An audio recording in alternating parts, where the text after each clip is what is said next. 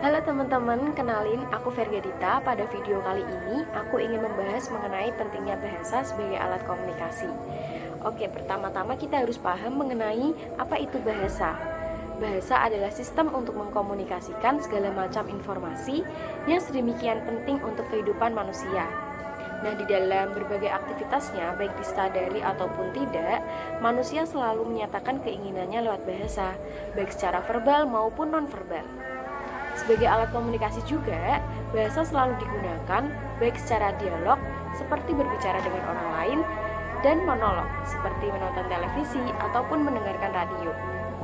Bahasa tidak lain dan tidak bukan adalah pengetahuan hasil usaha manusia untuk mengetahui, memahami, dan mengkomunikasikan dengan sesama demi pemahaman yang lebih luas dan lebih mendalam. Yang kedua, kita harus paham mengenai hakikat bahasa. Bahasa adalah sistem bunyi dan gerak yang ketika digabung akan menghasilkan makna yang dapat dipahami oleh seluruh penutur maupun pendengar. Namun sekalipun manusia menggunakan bahasa sebagai sarana dalam berkomunikasi, bahasa bukan satu-satunya alat untuk berkomunikasi.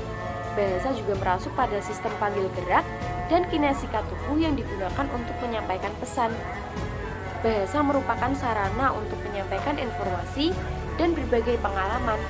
Bahasa merupakan media penyampaian pengalaman, keprihatinan, dan kepercayaan dari waktu lampau maupun sekarang yang bisa diteruskan ke generasi berikutnya.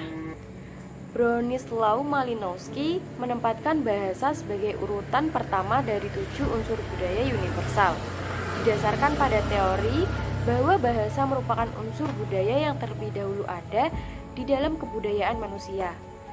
Terdapat hipotesis bahwa manusia purba seperti Pithecanthropus erectus dan Homo sapien yang hidup dalam kelompok kecil memiliki kemampuan bekerja sama.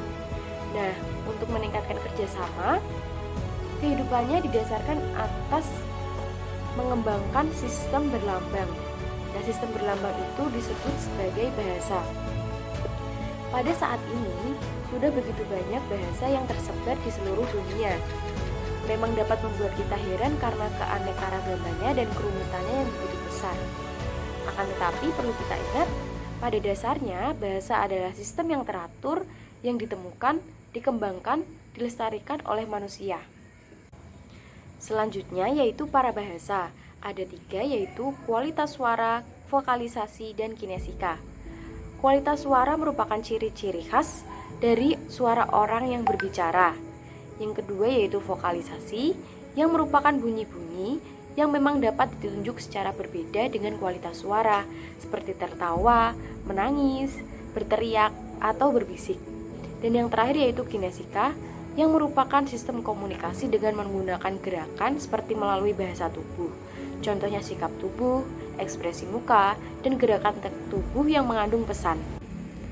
Nah, setelah mengetahui betapa pentingnya bahasa dalam kehidupan sehari-hari, dapat dipahami bahwa manusia tidak dapat berinteraksi dengan mudah dan baik apabila mereka tidak memahami bahasa satu sama lain, dan tidak terdapat kesinambungan yang dapat menyebabkan maksud dan tujuan yang diutarakan oleh lawan komunikasinya tidak tersampaikan dengan baik. Sekian dari saya, terima kasih, sampai bertemu kembali. Saya selaku penulis menyatakan yang pertama bertanggung jawab sepenuhnya terhadap seluruh konten dalam video ini. Yang kedua, seluruh konten dalam video ini ditujukan dalam upaya untuk mengembangkan karakter bangsa melalui pengetahuan, keterampilan, dan sikap. Yang ketiga, seluruh konten dalam video ini tidak bermaksud mengolah isu-isu yang tendensius, memihak, atau segala hal yang bertujuan untuk menyinggung pihak lain, melainkan ditujukan sebagai media open access untuk pendidikan dan keilmuan bagi kemajuan peradaban manusia, khususnya pada hal-hal yang terkait dengan studi pendidikan tentang pengantar antropologi.